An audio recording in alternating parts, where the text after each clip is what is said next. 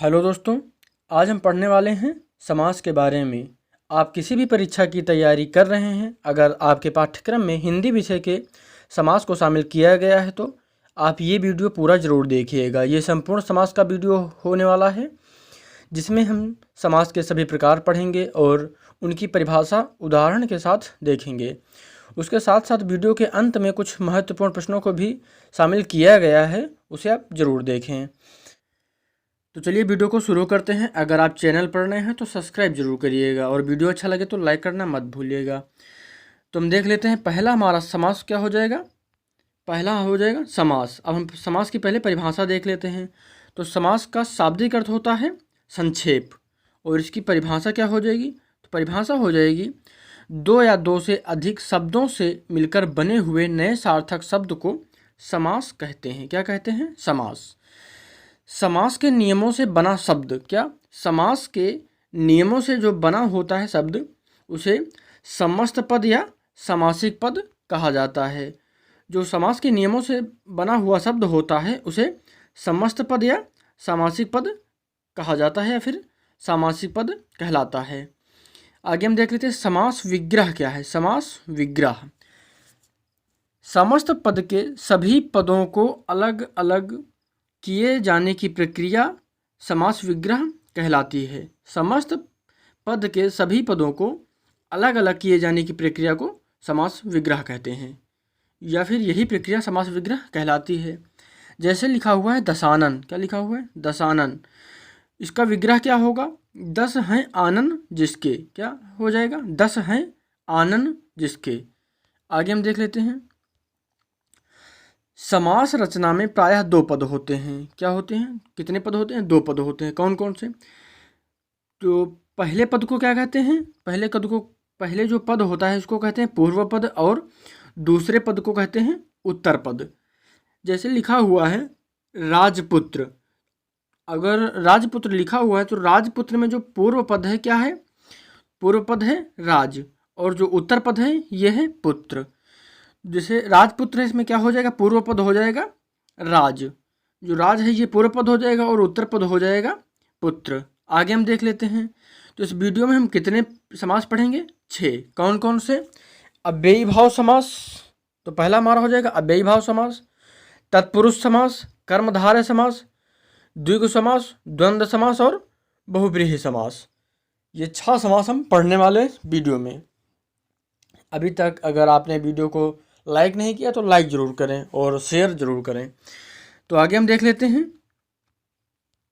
अव्ययी भाव समास। क्या हो जाएगा? अव्ययी भाव समास। अव्ययी भाव समास वह है जिसका पूर्व पद या पहला पद अव्यय हो। क्या हो? अव्यय हो। अव्यय कैसे? अव्यय क्या होगा? जैसे प्रतिदिन। क्या हो जाएगा? प्रतिदिन। अब जैसे लिखा हुआ है प्रतिदिन और अनुरूप, 2 शब्द दिए हुए हैं अव्ययी भाव समास के। तो इन हम दोनों शब्दों को देख लेते हैं। जैसे लिखा हुआ है प्रतिदिन, तो प्रतिदिन में जो ये प्रति है, ये प्रति क्या हो जाएगा? प्रति है ये पूर्व पद या फिर अव्यय हो जाएगा प्रति। उसके बाद जो दिन है, दिन हो जाएगा उत्तर पद। क्या हो जाएगा? दिन जो है उत्तर पद हो जाएगा। और जो ये पूरा लिखा हुआ है प्रतिदिन, ये प्रतिदिन है, ये हो जाएगा समस्त पद। और इसका जब हम विग्रह करेंगे तो विग्रह हो जाएगा प्रत्येक दिन। क्या हो जाएगा? प्रत्येक दिन। इसी तरह दूसरा जो शब्द है, दूसरे शब्द को क्या होगा? अनु जो है, अनु क्या हो जाएगा? अनु।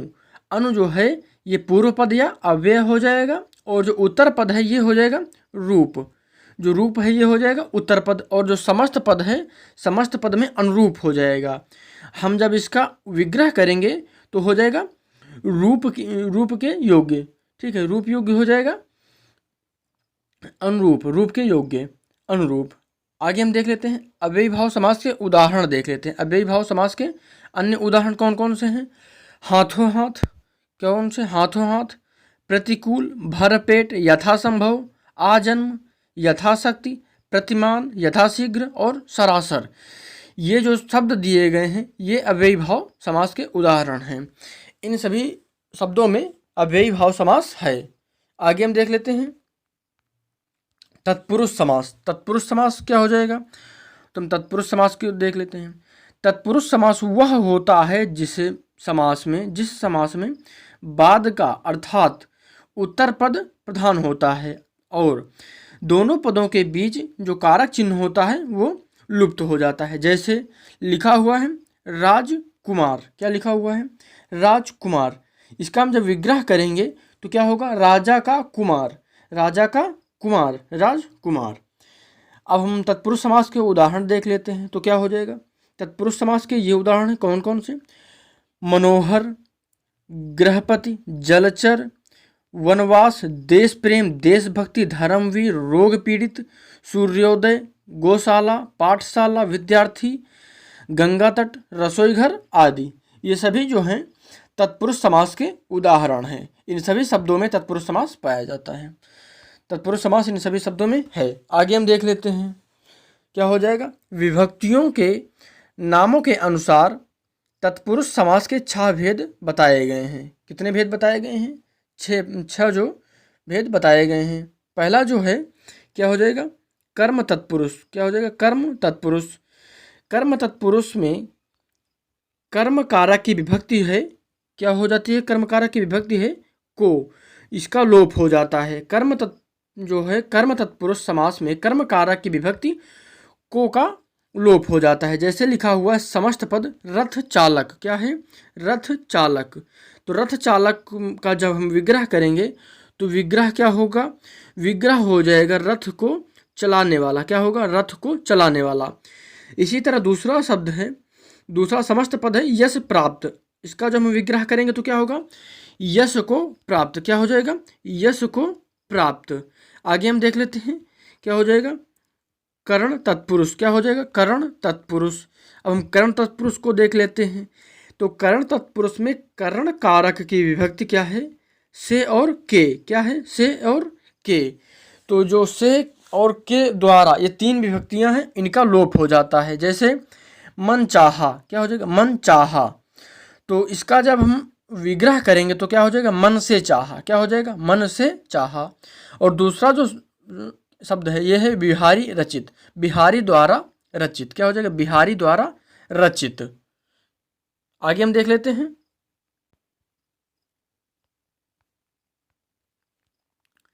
संप्रदान तत्पुरुष। गा नंबर में हो जाएगा संप्रदान तत्पुरुष। संप्रदान तत्पुरुष में संप्रदान कारक की जो विभक्ति होती है के लिए। क्या होती है विभक्ति? संप्रदान तत्पुरुष में विभक्ति जो कारक की विभक्ति होती है ये होती है के लिए। इसका विलोप हो जाता है, ये लुप्त हो जाती है। कैसे? तो उदाहरण देख लेते हैं। जैसे लिखा हुआ है रसोई घर। क्या लिखा हुआ है? रसोई घर। इसका जब हम विग्रह करेंगे तो क्या हो जाएगा? रसोई के लिए घर। क्या हो जाएगा? रसोई के लिए घर। रसोई के लिए घर। और अगला जो शब्द है दिया हुआ है मार्ग व्यय। तो मार्ग व्यय के लिए क्या हो जाएगा? मार्ग के लिए व्यय। मार्ग के लिए खर्च या फिर मार्ग के लिए व्यय। तो इसमें जो के लिए है इसका ये विलुप्त हो जाती है, लुप्त हो जाती है के लिए। आगे हम देख लेते हैं अपादान तत्पुरुष। क्या हो जाएगा? अपादान तत्पुरुष। अपादान तत्पुरुष में अपादान कारक की विभक्ति जो होती है से। क्या होती है? से। यहाँ पर जो से है ये अलगाव होने के भाव में है। अलगाव के भाव में है ये से। अलगाव जहाँ पर होगा वहाँ पर अपादान तत्पुरुष होगा। क्या हो जाएगा? अलगाव। तो वहाँ पर से होगा।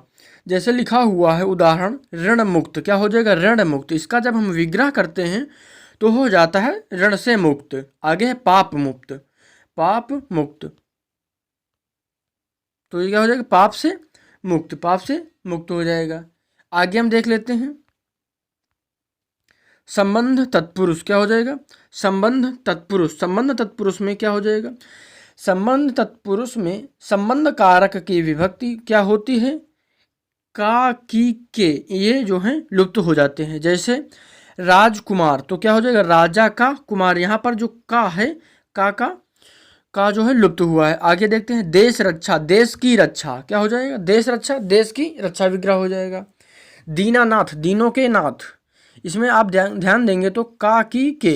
राजा का कुमार, देश की रक्षा और दीनों के नाथ। राजकुमार का हो जाएगा राजा का कुमार, देश रक्षा देश की रक्षा और दीनानाथ दीनों के नाथ। आगे हम देख लेते हैं अधिकरण तत्पुरुष। अधिकरण तत्पुरुष में क्या होगा? अधिकरण तत्पुरुष में अधिकरण कारक की विभक्ति होती है में और पर। क्या हो जाती है? में और पर।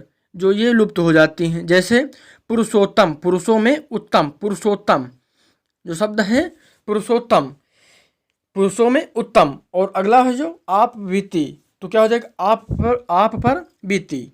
आगे हम देख लेते हैं नया समास क्या होता है। नया समास यह क्या होता है, जिस समास में ना के अर्थ में आ क्या हो जाता है, आ और अन का प्रयोग हो, वहां पर नया समास नया तत्पुरुष समास होता है। जैसे असभ्य तो ना सभ्य, अभाव क्या हो जाएगा, अभाव तो न भाव। असभ्य और अभाव का अगर हम देखें तो न सभ्य और न भाव हो जाएगा। आगे देख लेते हैं हम, हमारा तीसरा समास है कर्मधारय समास। क्या हो जाएगा, कर्मधारय समास। तो कर्मधारय समास की हम परिभाषा पहले देख लेते हैं। तो कर्मधारय समास की परिभाषा हो जाएगी, जिस समस्त पद का उत्तर पद प्रधान हो तथा पूर्व पद व उत्तर पद में उपमान उपमेय अथवा विशेषण विशेष संबंध हो, वह कर्मधारय समास कहलाता है। जैसे इसकी परिभाषा फिर से एक बार देख लीजिए, जिस समस्त पद का उत्तर पद प्रधान हो, जिस समस्त पद का उत्तर पद प्रधान हो तथा पूर्व पद व उत्तर पद में उपमान उपमेय अथवा विशेषण विशेष संबंध हो, वह कर्मधारय समास कहलाता है। जैसे अधपका, आधा है जो पका, क्या है, आधा है जो पका। नील गाय, क्या है, नील गाय, नीली है जो गाय। तो यहाँ पर ये दोनों शब्द कर्मधारय समास में आ जाएंगे। अब कर्मधारय समास के हम कुछ उदाहरण देख लेते हैं। जैसे परमानंद, गुरुदेव, महाजन, कमल नयन, नील कमल, मृगनयनी, चरण कमल, नीलोत्पलम। ये जो शब्द हैं ये कर्मधारय समास के उदाहरण हो जाएंगे। आगे हम देख लेते हैं, तो आगे हम देखते हैं द्विगु समास। क्या होगा, द्विगु समास में क्या होगा, जिस सामासिक शब्द का पूर्व पद संख्यावाचक विशेषण हो उसे द्विगु समास कहते हैं। जैसे दोपहर, दो पहरों का समूह है। सप्ताह, 7 दिनों का समूह है। तो यहाँ पर दिनों की बात की जा रही, सामासिक जो जिस सामासिक शब्द का पूर्व पद, यहाँ पर देखेंगे तो पहले जो पूर्व पद है ये संख्यावाची हो जाएगा, इसीलिए संख्यावाचक विशेषण है, इसलिए ये द्विगु समास हो जाएगा। अब हम द्विगु समास के प्रमुख कुछ उदाहरण देख लेते हैं। जैसे पंचवटी, अष्टाध्यायी, त्रिभुवन, चौराहा, त्रिनेत्र, शतरंग, तिरंगा, सतसई आदि ये द्विगु समास के प्रमुख उदाहरण हैं। इन सभी उदाहरणों में से भी आपको परीक्षा में प्रश्न देखने को मिल सकते हैं। और वीडियो अच्छा लग रहा हो तो लाइक कर दीजिएगा और सब्सक्राइब करना मत भूलिएगा, अगर आपने अभी तक चैनल को सब्सक्राइब नहीं किया है तो। आगे हम देख लेते हैं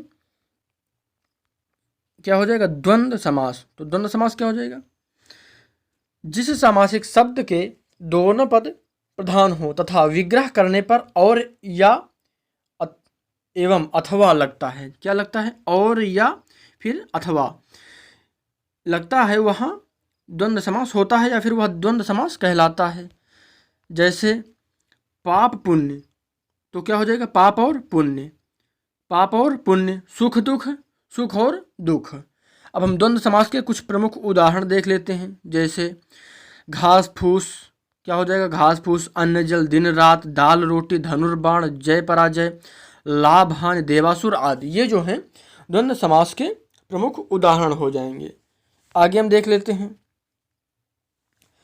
बहुव्रीहि समास। क्या हो जाएगा, बहुव्रीहि समास। इसमें क्या होगा, जिस सामासिक पद में कोई पद प्रधान नहीं होता तथा दोनों पद मिलकर किसी तीसरे पद की ओर संकेत करते हैं, वहाँ पर बहुव्रीहि समास होता है। जैसे दशानन, क्या है, यहाँ पर लिखा हुआ दशानन, तो क्या हो जाएगा, दशानन। दस है आनंद जिसके, अर्थात रावण। और जो हमारा अगला समास है नीलकंठ, क्या है, नीलकंठ। तो नीलकंठ, नीला है कंठ जिसका, अर्थात भगवान शिव।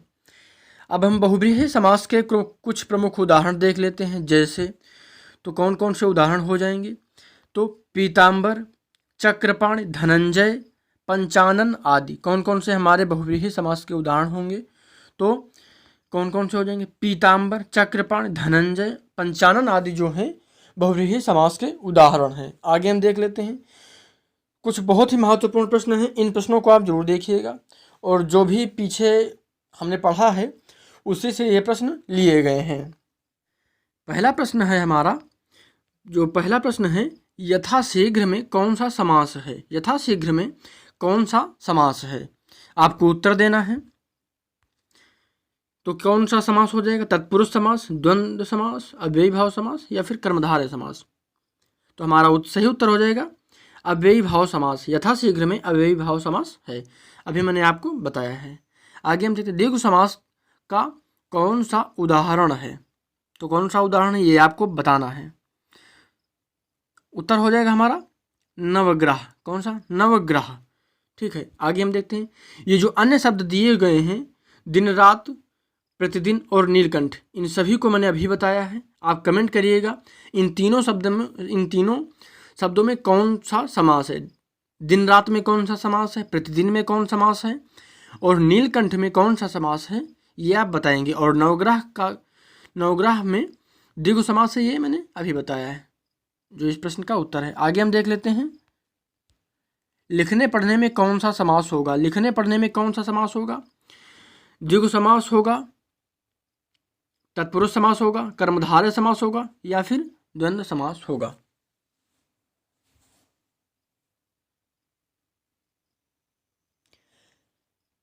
हमारा सही उत्तर क्या हो जाएगा? हमारा सही उत्तर हो जाएगा द्वंद्व समास। क्या हो जाएगा? हमारा उत्तर होगा द्वंद्व समास। जो द्वंद्व समास होता है, तो ये होता क्या है? जिस समास के दोनों ही पद प्रधान हो उसे द्वंद्व समास कहा जाता है। आगे हम देख लेते हैं, चौराहा। चौराहा में कौन सा समास है? चौराहा में कौन सा समास है? तो उत्तर हो जाएगा द्विगु समास, द्वंद्व समास, कर्मधारय समास या फिर तत्पुरुष समास। उत्तर आप देंगे।